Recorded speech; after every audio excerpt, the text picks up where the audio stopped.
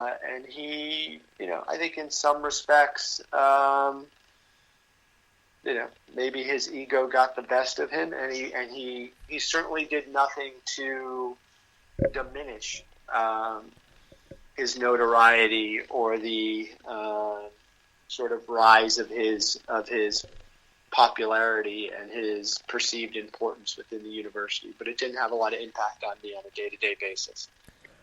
Okay, so now turning to the more present time here. As you know, as I'm sure you know, Paterno was honored by Penn State and Penn State fans in their game Saturday against Temple.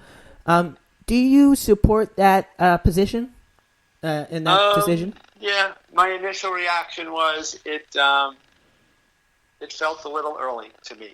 And I realized the reason they did it was the 50th anniversary of his first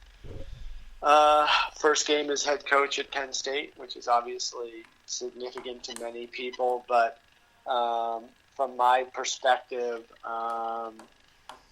given everything that still swirls around, given that there's still some very strong emotions on various sides of the whole scandal that took place 5 years ago, there may be a time and place to honor him, but the whole thing felt a little early to me at this point.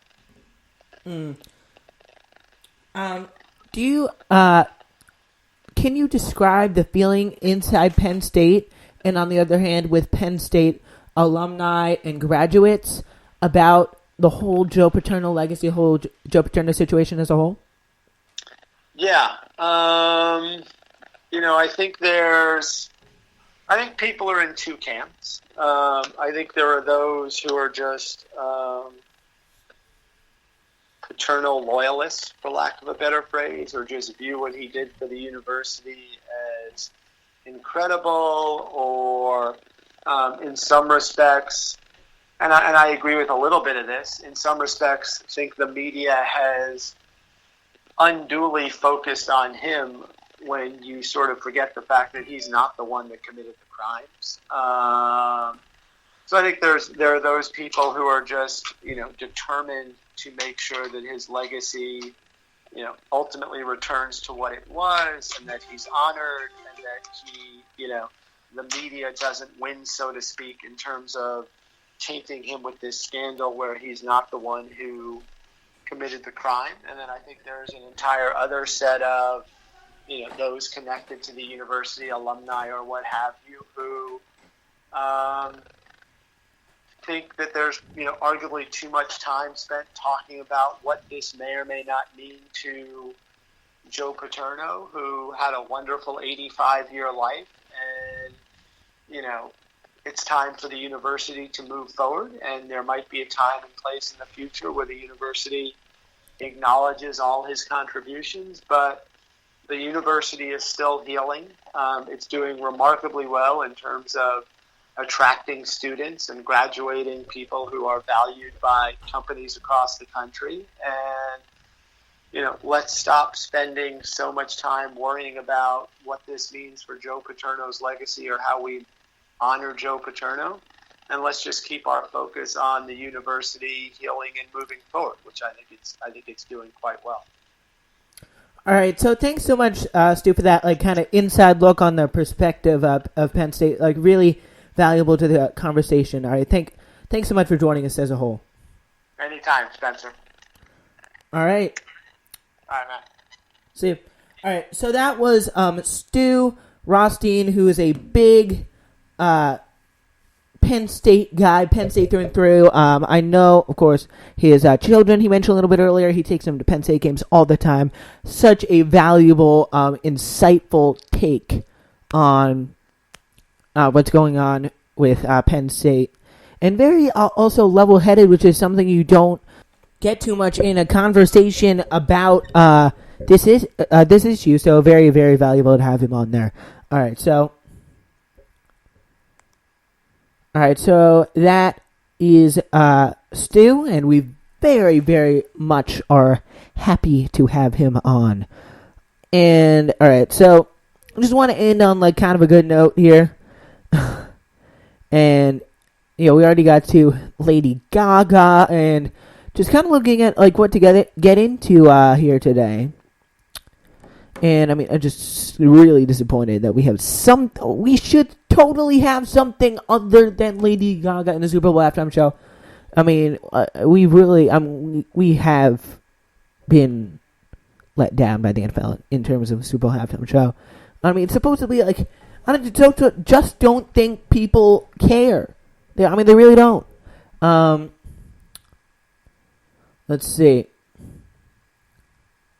Cam Newton had a really, really bad outfit today. I just wanted to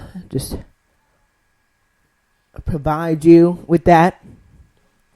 And just in case you see internet memes, we just want to be sure that, like, well, if you see any kind of internet meme about Cam Newton's outfit, that's what you know he wore it during presser at the end of his route, and now he looks like he's part of the barbershop quartet. I mean, he's gonna go off sing the blues in like some like barbershop in Des Moines, Iowa. Just don't even get that. And all right, so you always hate to have this. Just saw today, umpire exiting with a concussion. That obviously sucks. All right, so I mean, there's also tons of stuff of going on today. Here's how we end it. Here is how we ended today. I just figured this out. Here's what we're gonna do. It's time for one big thought. Spencer wraps up the NFL weekend with one big thought on your team and their NFL game. All right, so one big thought is presented by the great institution, the great thing that is Coors Light. On the field, off the field, we climb together. Climb out with Coors Light and check it out today. Right, so the Packers are playing the Vikings right now. And here's my thought. Aaron Rodgers better. Jets versus Bills. Rex Ryan's a joke. Panthers versus 49ers. Panthers had to win that. Steelers and the Bengals. Well, didn't see that one coming. Chiefs versus the Texans. Press the snooze button. Go back to sleep. You didn't miss anything. Titans play the Lions. Big win for Marcus. Ravens play the Browns. Must win for the Ravens and their team morale. Giants play the Saints. Big Blue, 2-0, not too bad. Kind of reversal last season. Cowboys play the Redskins. Must win. Dolphins play the Pats.